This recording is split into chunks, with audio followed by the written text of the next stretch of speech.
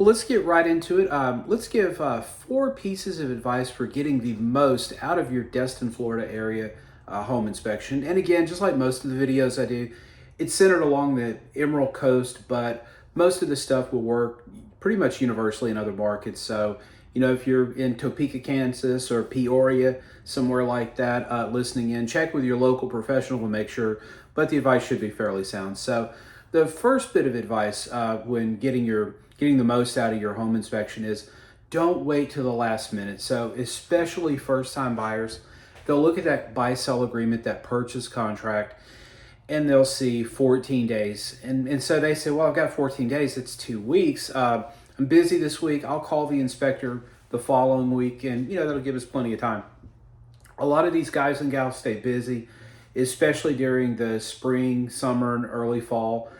It's not uncommon that you call an inspector and you say, hey, I've got this home on the market. And he or she says, I'm booked out 11 days. And so if you wait, you waste days in the beginning, you might not be able to get on his or her calendar. And then what you're left with, and I've seen this before, is the buyer has to either go back to the seller and request more time. You can imagine how popular that is, or find an inspector that's not busy. And let's just say your results may vary on that one. But also, even if you do start early enough in the process, that inspector is a generalist. It's like going to a general doctor.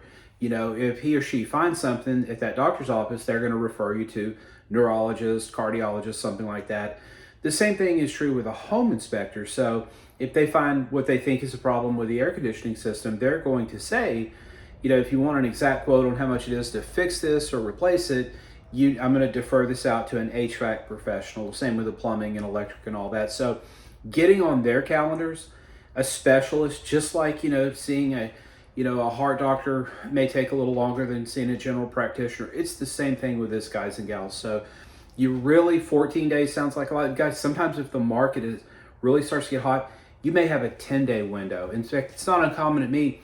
When we write an offer up, I'll go ahead and reach out to a home inspector and get on his or her calendar. And that way, when the deal works out, we're already, pretty close to the front.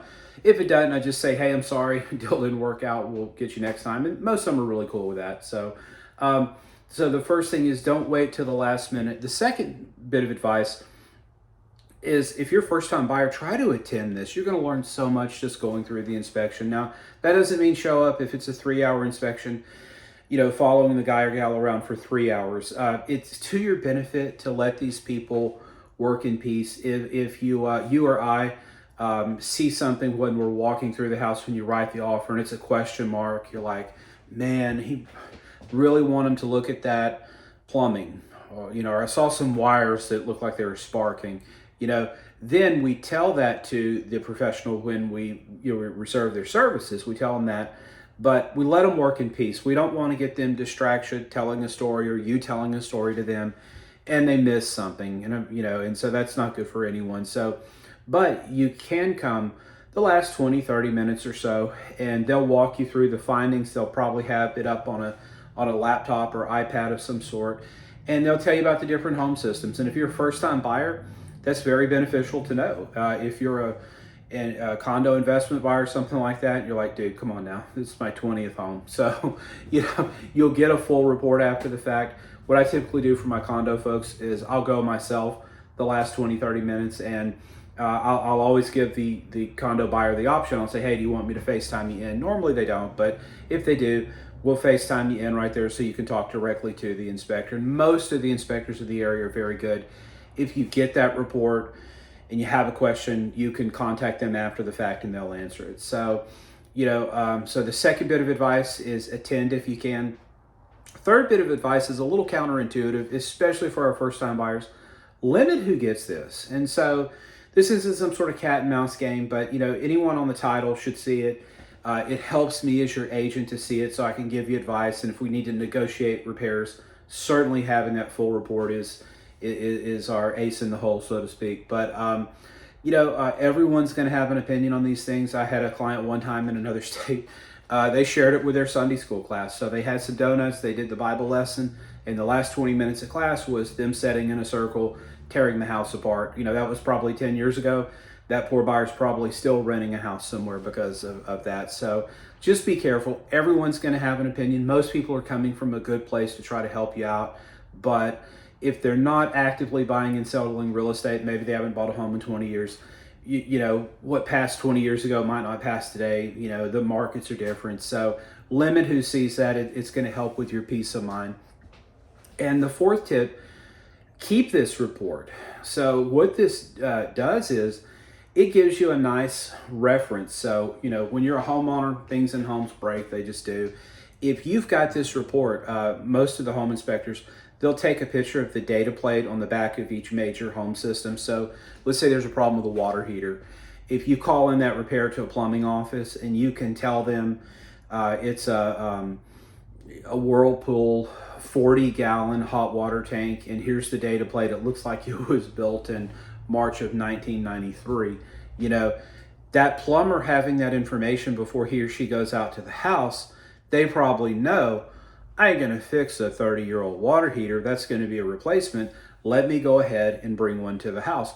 That may save him or her a trip to your house, back to the the home improvement store or whatnot, plumbing supply shop, and then back. In my experience, the more time and hassle you can save these tradespeople, the better your bill is at the end. So just having that, to have that information is handy. And then it also kind of gives you a roadmap. Okay, everything's functional right now. That electric panel is 25 years old. They normally last 25 to 30 years. So I need to start saving money up. It helps you build like a repair or replacement hierarchy there. So it's a very good tool to have. Okay, so if you're a seller, this isn't one of the tips for you, Mr. and Miss Buyers, so go ahead and tune out. But if you're a seller, think of, and you're on this video for some reason, think about everything I just covered, right?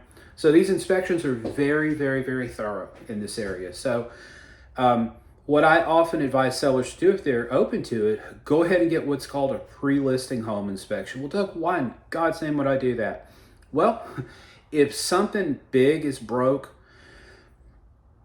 wouldn't you rather know that up front? So you can go ahead and fix that or offer some sort of incentive. What you don't want in these situations is shock. So you negotiate with that buyer and y'all go back and forth like two coyotes, and then they do the home inspection and they find a $40,000 thing, you know? That kills deals. And if you look at this timeline, what typically happens is you're normally 15 to 20 days in before that deal rolls over and dies. So title work maybe has already been started, an appraiser's on standby ready to go. You've started looking seriously in whatever market you're moving to, and then the deal dies and you're right back on the market. Well, Doug, or how about we just fix it and raise the price? Well, there's an understanding and a hope on the part of the buying public that every major home system is functional. And so just because you spend $18,000 on a brand new roof, it doesn't mean we can raise the price 18 grand. If you do a pre-listing inspection, yes, inspector one versus whoever the buyer hires in a month, they may find some tiny nitpicky stuff that's a little different. They're all likely going to find out on the fact that, you know what, that inside component of the AC system, the compressor, that thing is spitting sparks.